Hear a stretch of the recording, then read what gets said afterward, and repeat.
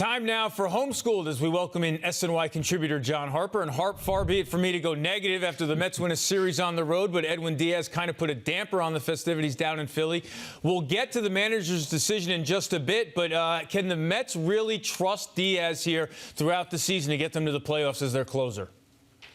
He's been good, pretty good so far this season, Eamon. But this has been the issue with him is that, to me, the command is always going to be a problem because he doesn't know where that fastball is going. And you saw it, the pitch to Hoskins. I know it's 100 miles an hour, but we know these major league hitters can hit it. It's right down the middle.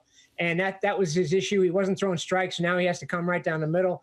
And yeah, I still think there's an issue there with him as far as being able to close this out. I don't want to hear about non-safe situation. Rojas is right. Grand slam there. And in that ballpark, it doesn't take much to get a rally going. So for me, I'm okay with him being in there. And why, when did your back tighten up? So at what point does that become an excuse? And if you got to tell the pitching coach that, I mean, either get the job done or if you can't pitch and get out of the game. So I think the fault lies more with Diaz and the manager.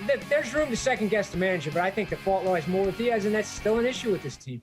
All right, Harp, you said there's room to second-guess the manager. You open the door. I'm going to kick it down. I mean, certainly May looked sharp in the eighth. You had Familia. Why do you go to Edwin Diaz there with a 4-run lead?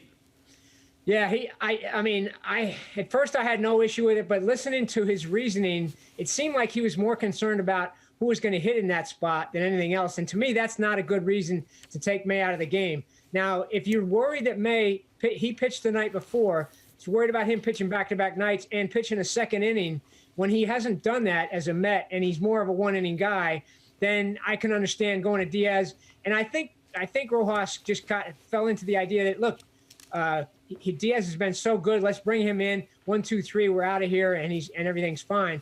But the thing with May, if it's just about who's going to hit there, that's not a good enough reason.